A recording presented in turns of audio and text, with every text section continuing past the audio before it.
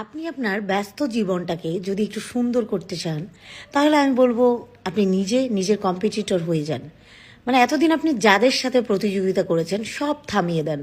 থামিয়ে দিয়ে আপনি নিজের সাথে নিজে প্রতিযোগিতা করেন।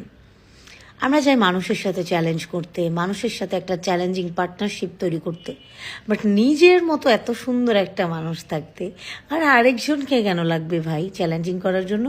নিজের সাথে চ্যালেঞ্জ করুন, আরেকজনের সাথে কেন কম্পেয়ার করবেন? সবাই তো এক না, সবার চিন্তাভাবনা এক না, সবার কর্মজীবনও এক না, সবার লাইফের খুঁটিনাটি আলাদা আলাদা হয়। তো সেই ক্ষেত্রে আরেকজনের সাথে কম্পেয়ার করবেন না, আপনি নিজের সাথে কম্পেয়ার করুন। দেখবেন জীবনটা অনেক সহজ হয়ে গেছে। আমার কথা হচ্ছে, আমি চাই আমার জীবনটা এমন হওয়া উচিত যে আমরা বারবার পড়ে যাব, ব্যথা পাবো, কাচের টুকরার মতো গুড়িয়ে যাব, বাট আবার উঠে দাঁড়াবো, আবার জোড়া লাগবো। এইরকম আত্মশক্তি আমাদের মধ্যে থাকুক। কারণ চলার পথে আমাদের বাধা আসবে, বিপত্তি আসবে, টুকটাক অনেক কিছু পাড়ি দিয়েই আমাদেরকে একটা পাড়ায় বা চূড়ায় উঠতে হবে। তো সেই জায়গাটা কখন তৈরি হবে? যখন আমরা নিজেদের সাথে নিজেরা চ্যালেঞ্জ করব, নিজেদের সাথে নিজেরা প্রতিযোগিতা করব। বাট আজকালকার মেয়েরা যারা ছেলেরা, সবার মধ্যে একটা জিনিস দেখা যায় যে অমুকের এটা করেছে, অমুকের ওটা করেছে, আমার এটা নেই, আবার অমুকের এটা আছে, আমার কেন এটা হলো না। মানে এই ধরনের একটার পর একটা অভিযোগ, একটার পর একটা কমপ্লেন। আসলে এগুলো করতে করতে মানুষের মধ্যে একটা হীনমন্যতা তৈরি হয়।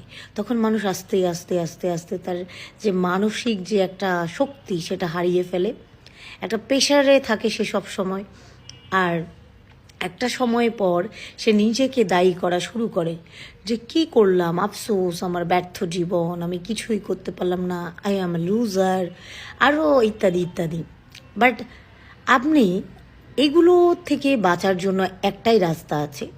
নিজেকে নিজের সাথে প্রতিযোগিতায় ফেলেন এবং চিন্তা করেন আপনি আপনার জীবনে আপনার জন্য কি করেছেন, আপনি নিজেকে কতটুকু ভালোবেসেছেন, কতটুকু সময় দিয়েছেন, আপনি আপনার পরিবারের প্রতি কতটুকু দায়িত্বশীল, আপনি আপনার নিজের প্রতি কতটুকু দায়িত্বশীল, আপনি কোন জিনিসটা খারাপ তো আপনি অলওয়েজ করছেন, বাট একটু হিসাব করেন, ক্যালকুলেট করেন যে কোন জিনিসটা আপনি ভালো করেছেন জীবনে।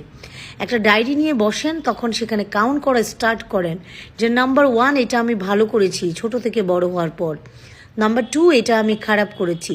জাস্ট এগুলো একটা রুলস তৈরি করেন, আপনি নিজেই বুঝতে পারবেন আপনার লাইফটা চেঞ্জিং অটোমেটিকলি আপনার ব্রেনে সেট হয়ে যাবে। এটা ট্রাই করে দেখেন, এটা ছেলে মেয়ে সবার জন্য জরুরি। আমরা আসলে মানুষের পেছনে লাগতে লাগতে ছুটতে ছুটতে